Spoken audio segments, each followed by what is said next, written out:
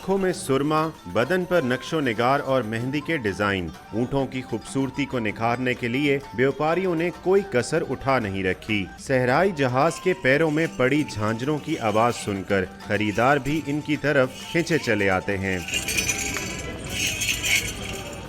एक मैंने लिया है 2.25, 1.75 का, 2 लिए 3.20 के।